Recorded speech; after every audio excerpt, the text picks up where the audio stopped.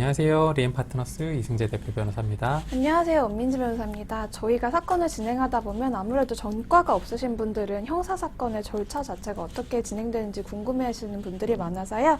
이번에는 약식명령이 뭔지 자세히 설명해 드리도록 하겠습니다. 약식명령은 형사재판에서 공판 절차 없이 서면 심리로만 벌금 등의 형을 내리는 것을 말합니다. 네, 그러니까 형사사건에서는 사건이 얼마나 중한지 그리고 얼마나 큰 범죄인지에 따라서 검사가 기소를 할 때 구공판이라고 해서 실제로 재판을 받게 할지 재판받는 절차를 거치지 않고 벌금만 받도록 할지 선택할 수 있습니다. 예, 범죄 혐의가 명백하게 인정이 되는데 정식 재판까지 받게 할 정도로 중대한 범죄라고 보기 어려울 때 검사는 법원에 약식명령을 청구하게 되고 법원은 정식 재판이 아닌 약식 재판을 하게 됩니다. 많은 분들이 약식명령이 검사가 최종적으로 처분을 내린 거다라고 생각을 하시는데요. 그건 아니고 검사가 법원에 약식명령을 청구하면 그 사건 기록을 판사님이 확인을 하고요. 검사가 정한 벌금이 적절한지 판단해서 약식명령을 고지하게 됩니다.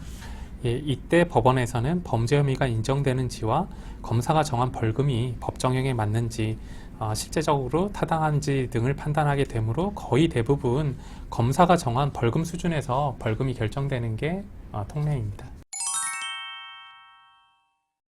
많은 분들이 약식명령은 받았는데 재판을 받은 적이 없다. 그럼 전과가 있는 거냐라고 물어보시는 경우도 많은데요. 이 약식명령도 결국 혐의가 인정되는 점에 대해서 법원이 판단을 하고 벌금형을 내린 것이기 때문에 당연히 전과 기록에 포함됩니다. 법원이 정식 재판을 통해서 벌금형을 내린 것과 그 효과에 있어서는 다른 바가 하나도 없습니다. 그래서 만약에 약식명령 고지를 받았는데 본인이 그런 잘못을 한 적이 없다거나 벌금이 너무 과다하다라고 생각되시는 경우에는 이 약식명령문을 받고 7일 이내에 정식 재판을 청구해야 합니다. 약식명령을 받고 정식 재판을 청구한다는 얘기를 한 번쯤 들어보셨을 텐데요. 만약 재판을 받지 않은 상태에서 법원에서 정한 벌금이 너무 많다거나 혐의가 억울하다거나 하는 사유가 있다면 법원에 실제로 재판을 받겠다고 할 수 있습니다. 네, 정식 재판을 청구하게 되면 정식 기소된 것과 똑같이 법원에서 재판을 받게 됩니다.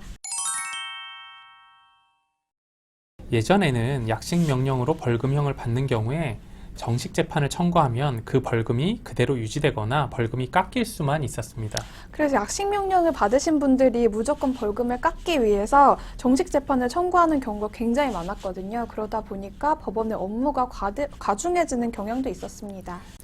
그래서 최근에는 법의 개정으로 약식명령으로 인해 정식 재판을 청구하는 경우 벌금이 올라갈 수도 있게 되었습니다.